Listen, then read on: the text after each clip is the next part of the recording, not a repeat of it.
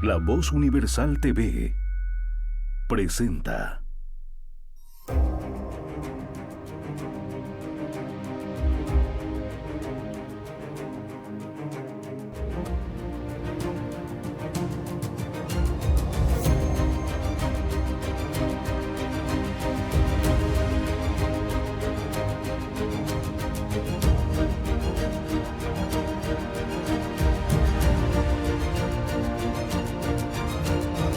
Conversaciones en la Catedral con Darwin Pinto y Roberto Navia. Queridos tripulantes de Conversaciones en la Catedral, sean ustedes bienvenidos. Arrancamos un nuevo programa con Darwin Pinto para tocar un tema que a nosotros nos emociona. El 28 de marzo fue el cumpleaños número 85 de Mario Vargas Llosa, el escritor peruano, el escritor universal, el escritor que aprendió a leer y a escribir en Bolivia, porque él vivió hasta los 10 años en Cochabamba. Entonces, tomar como excusa su cumpleaños para abordar a este gigante de las letras universales para nosotros es una alegría. Querido Darwin, abordamos entonces, empezamos de esta manera, tocando justamente con muchísimo cariño a este escritor que tanto nos ha acompañado y nos ha cambiado la vida. Bienvenidos a Conversaciones en la Catedral. Se transmite por Radio La Voz Universal y por La Voz Universal TV. Ahora, como bien has dicho, vamos a hablar sobre el último gran héroe del boom de la literatura latinoamericana, el que empezó todo y el que ha visto cómo ha terminado todo y sigue todavía produciendo, quien además es un ejemplo de voluntad y de trabajo en este oficio tan, pero tan maravilloso. Quienes dudan de que la literatura, además de sumirnos en el sueño de la belleza y la felicidad, nos alerta contra toda forma de opresión, pregúntense por qué todos los regímenes empeñados en controlar la conducta de los ciudadanos de la cuna a la tumba, la temen tanto que establecen sistemas de censura para reprimirla y vigilan con tanta suspicacia a los escritores independientes. Creo que es el último gran héroe, ¿no? Es el último que sigue con vida de una generación extraordinaria de escritores latinoamericanos que pusieron en alto el nombre de la literatura hecha en este lado del continente. Es más, él fue el primero en hacerse notar, el primero en mostrar su talento en Europa, y a partir de él luego vino García Márquez y todos los demás. Para mí ha sido un compañero, un amigo, aunque debo confesar que cuando era muchacho yo estaba en el equipo de los García Marquianos y que por alguna razón absurda se oponían a los vargasllosianos. Pero son cosas típicas de la edad. Yo te pregunto, ¿en qué equipo estabas vos? Si es que estabas en alguno de esos equipos, querido Roberto. Gracias, querido Darwin. Sí, obviamente ocurre, es parte de esa pasión desbordante que uno tiene porque es apasionante, ¿no? Fruto justamente de esas disputas, entre comillas, pues nacen las sabrosísimas discusiones. En mi caso particular te cuento que yo he bebido de ambas aguas. A mí García Márquez me llegó como un diluvio, pero un diluvio tremendamente sabroso. Encontrarme con García Márquez fue una fiesta eterna que aún continúa, y a su vez, obviamente también Mario Vargas Llosa ingresó en mi vida porque imagínate, en aquel tiempo no había internet.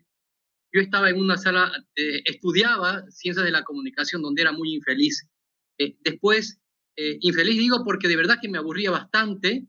Después entré a una sala de redacción y donde no encontraba maestros y también me aburría. Y entonces yo iba a las librerías y sí encontraba sosiego, encontraba compañerismo en los autores, en los libros. Entonces, leer a Vargas Llosa, ¿no? Leer a García Márquez y a raíz de ellos encontrarme con otros autores era estupendo. De verdad que les debo muchísimo, porque yo que me gano el pan del día desde hace mucho tiempo, desde que era un muchacho, obviamente por asuntos necesarios para llevar los frijoles a casa, pues encontrarme con la pluma de Mario Vargas Llosa me permitía encontrar fuerzas para no solamente trabajar y trabajar duro, sino para pretender escribir posteriormente.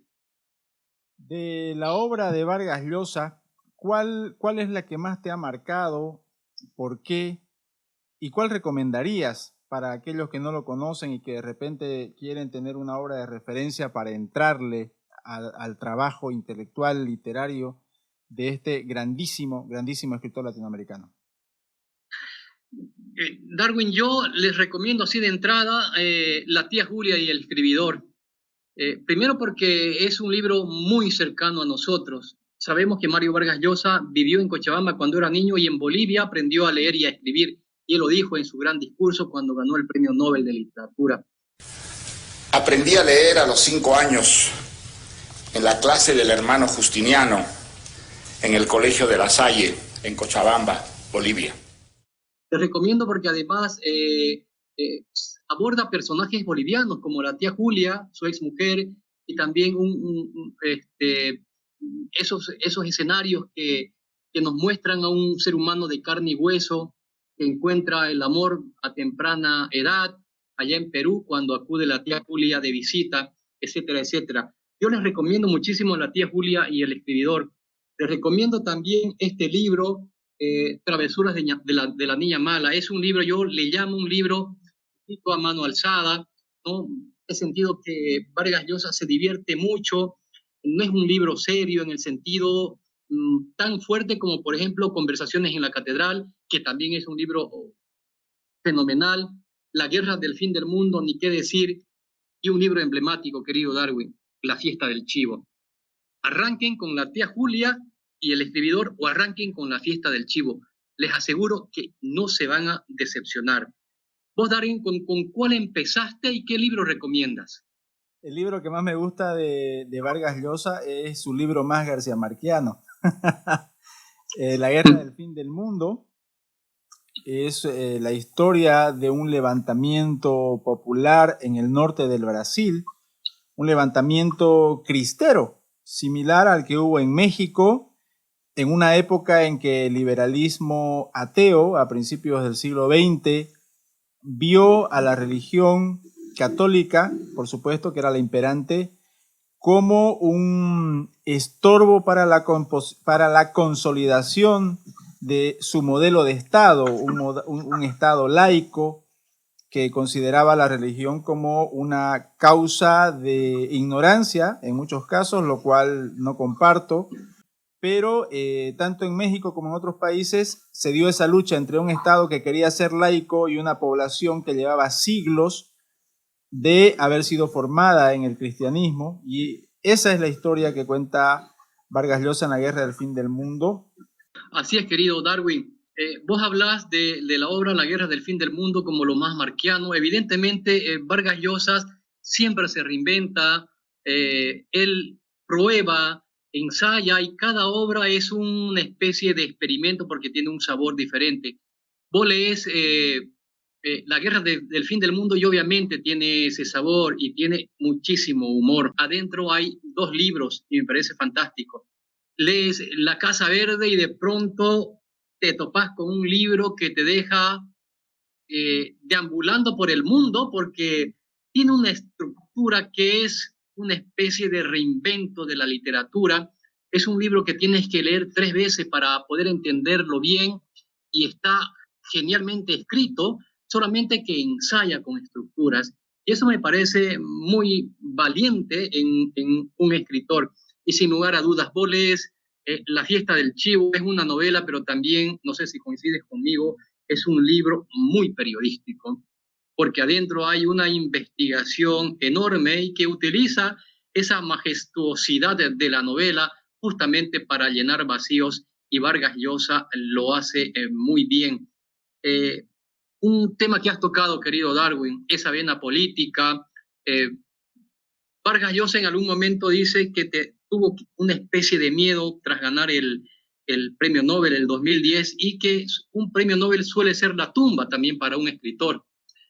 Vargas Llosa lo ha superado, ha sobrevivido, pero es verdad que ha estado muy activo escribiendo columnas, viajando, participando en foros, y algo que es fundamental, dando su opinión, emitiendo, ¿no? Diciendo, yo no estoy de acuerdo, justamente le ha declarado la guerra a través de la palabra a los gobiernos dictatoriales, aquellos que están contra la democracia, ¿no? Esos gobiernos tremendamente populistas que le hacen mucho daño a los países. Creo que Vargas Llosa, lo que tiene en edad, lo tiene también en fortaleza, y nos ayuda mucho con sus novelas porque nos hacen disfrutar la vida, pero también sirve de luz para brindarnos esos análisis que gratamente nos tiene acostumbrados. Totalmente, totalmente. Vargas Llosa es un libertario desde que era chico, y eso se debe a la relación que él tuvo con su padre. Él dice, yo conocí el miedo cuando conocí a mi padre, porque a él durante los 10 años que estuvo viviendo en Bolivia le dijeron que su padre había muerto, y se crió con los abuelos y los tíos y lo mimaban, y era el niño bonito. El niño bonito, hecho el lindo, y de pronto un día aparece su padre que estaba muerto, pero resulta que estaba vivo, y luego le pega, y él se sentía absolutamente abrumado por el hecho de que alguien lo golpeara, porque él no concebía que alguien lo golpeara, y mucho menos quien decían que era su padre. Entonces, después el padre ve que tiene una vena poética, y para el padre eso era cosa de no muy hombres, ¿no? ¿Viste que de mariconería, decía. La mariconería. Entre comillas, lo manda al colegio, a un internado militar, el Leoncio Prado, donde escribe ya sus primeros libros. Él es una persona que, a raíz de la mala relación que tuvo con una figura tan autoritaria y tan dura como el padre, mira cómo marca, ¿no? Luego su trayectoria política va a estar vinculada al rechazo de los autoritarismos. Por eso, pese a que en un principio él es marxista, de hecho se vincula en un grupo para reactivar el Partido Comunista durante una dictadura de derecha en Perú, o sea, wow.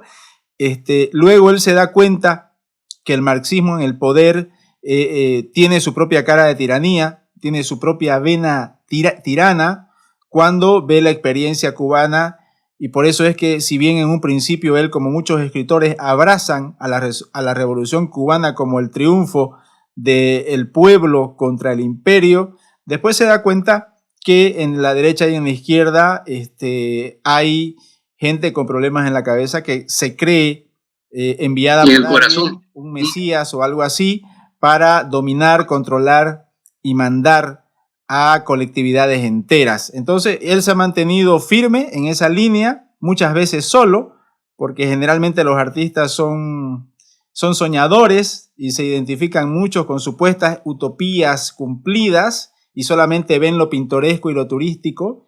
Yo, por ejemplo, no entiendo cómo hay gente que va a hacer turismo a Cuba cuando se trata de un país en agonía hace 60 años, o sea, es hasta masoquista ir a ver ciudades cayéndose a pedazos con gente que está dispuesta a lanzarse, gente que tiene que elegir entre los tiburones y el régimen cubano, ¿no? Es una situación muy, muy desesperada, y Vargas Llosa, a su edad, sigue produciendo. Es en verdad envidiable. Uno a veces se cansa, ¿no? Y dice, pucha, quiero tomarme un año sabático, pero este tipo, a la edad que tiene, es impresionante su dinamismo.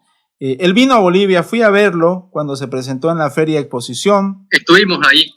Fue una cosa, en la ESI también, una cosa increíble, pero además que Vargas Llosa significa algo importantísimo en nuestras vidas como lectores, y es que, como dije al principio, él es el iniciador del boom y es el último que queda, o sea, es el último gran héroe. Cuando muera Vargas Llosa, se va a morir con él la etapa más brillante de la literatura latinoamericana. Sin lugar a dudas, cuando él se vaya, y ojalá que sea todavía dentro de muchísimo tiempo, va a dejar un enorme vacío y también muchísimas preguntas y también respuestas que nunca han llegado, como aquella, ¿cuál ha sido el motivo del alejamiento entre él y García Márquez, ¿no? Se estrenaba en México La Odisea de los Andes. La película narraba una tragedia aérea real.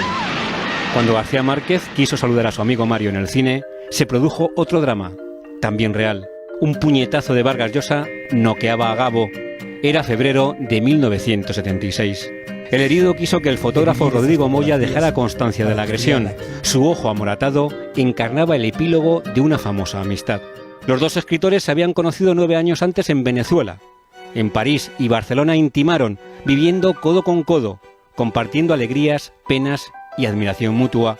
Todo se acabó con un gancho certero que derivó en leyendas y especulaciones sobre el motivo de la disputa. Unas mencionan la intromisión de García Márquez en desavenencias conyugales de Vargas Llosa y otras señalan las insalvables diferencias ideológicas entre ambos. García Márquez y yo estamos de acuerdo, pues estamos en desacuerdo en muchas cosas, pero estamos de acuerdo en uno. Ese tema se lo dejamos a los biógrafos. Jamás desvelaron el misterio. Su pacto de caballeros se limitaba a reconocerse mutua y privadamente como dos genios de la literatura. Ellos dejaron de ser amigos desde hace muchísimo tiempo, dejaron de hablarse personalmente, se rompió la amistad, lo cual no implicaba que se echen piropos literarios, porque Vargas Llosa ha seguido escribiendo sobre García Márquez y participando con su pluma en libros que hacían referencia a García Márquez. Y él decía, ese entuerto, ¿no?, que le dejó el ojo en tinta a García Márquez, porque está esa foto emblemática de un Gabo con el ojo morado, se dice que es fruto de una disputa entre él y Vargas Llosa, y Vargas Llosa siempre ha respondido eso, es tarea para mis biógrafos. Así que esperamos que pueda ocurrir en caso de que exista alguna respuesta. Claro, yo sospecho que la ruptura fue por cuestiones políticas. Había la hipótesis de que era por cuestiones de mujeres, pero dos tipos con la vida que ellos han tenido no creo que se lleguen a enemistar por cuestiones de faldas. Me parece que fue más por motivos políticos, esa irreconciliabilidad. No sé si existe esa palabra, pero era irreconciliable las posiciones de ambos, lo que no significó que eso hubiera matado también el respeto que tenían uno por la obra del otro. A Vargas Llosa ha escrito Historia de un deicidio, que es un texto sobre la obra de García Márquez, y bueno, García Márquez nunca dijo nada al respecto, ni bueno ni malo, lo que significa que hubo la ruptura, pero quedó un aprecio, aunque no se hablaban. No sé si eso es posible, pero creo que con ellos sí se podía. Entonces, me parece que Vargas Llosa es hoy, como te decía, el último gran héroe, y él sigue dando de lo suyo, sigue escribiendo, sigue participando, y cuando no esté, como decís, ojalá falte bastante para eso, se va a sentir su ausencia. Conversaciones en la Catedral con Darwin Pinto y Roberto Navia. En otro tema, estamos ya llegando al final del curso de perfiles de personajes reales que estamos dando junto a ti, a vos, y a la Escuela Virtual de Artes Narrativas. El próximo jueves ya es la última clase. ¿Cómo ha sido tu experiencia en tus 3 sesiones al frente de este curso, querido amigo? Gracias, querido Darwin. Brutalmente interesante. Un viaje tremendamente sabroso y productivo. Yo estoy encantadísimo. Tenemos a tripulantes que se han inscrito y que cada jornada para ellos, como para nosotros, ha sido una fiesta enorme. Entonces, despedirse, terminar este curso también va a ser muy doloroso, porque se genera una empatía y un cariño y una afinidad que yo de verdad no lo había sentido. Lo otro, ya se están dando los frutos. Son 4 cursos de manera continua que estamos realizando, justamente mientras construimos la escuela y ya la estamos puliendo para lanzarla, la escuela online de artes narrativas. Se están viendo los frutos. Tenemos estudiantes que ya nos han presentado textos, y textos que son fabulosos. A mí me ha encantado encontrarme con estructuras que de verdad no tienen nada que envidiar a obras ya publicadas en libros. Y eso es porque tenemos personas muy apasionadas y que curso a curso se construye, se levanta a un ladrillo más para construir un edificio. Y eso nos llena a nosotros como maestros, querido Darwin, y a todo el equipo que conformamos nos llena de muchísimo orgullo, pero además, cada vez que terminamos el curso nos dicen, ¿cuándo el próximo? Por favor, no tarden. Entonces ya les vamos a lanzar, rapidito nomás vamos a lanzar la siguiente convocatoria, porque esta es una fiesta que no termina. ¿Vos cómo te has sentido? ¿Cómo evalúas prácticamente al final de este nuevo curso? Y sorprendido alegremente, gratamente sorprendido como vos de que ya estén escribiendo y estén escribiendo bien. Yo para la última clase voy a poner un podcast de un texto de una de nuestras estudiantes, de nuestras navegantes, que se ha mandado un texto increíble que está para que se publique así de cajón. De cajón, te va a gustar y los navegantes se van a sorprender también de alguien que ha estado en los cursos con nosotros y que ya está aplicando lo que ha aprendido. ¡Qué maravilla! Mira, el texto de Eduardo Benavides, que ha sido el texto que he leído en la última clase, o en realidad en la penúltima, se va a publicar en un portal digital de España. Lo he mandado, le ha encantado al director, así que lo vamos a tener publicado en esos escenarios internacionales y nos llena de mucho orgullo. Excelente. Dicho eso, queridos amigos, hemos llegado al final de esta entrega rápida de Conversaciones en la Catedral. Si Dios quiere, nos vemos la próxima semana. Chao, querido Roberto. Un fuerte abrazo para todos. Nos vemos muy prontito. Chao, chao. Conversaciones en la Catedral con Darwin Pinto y Roberto Navia.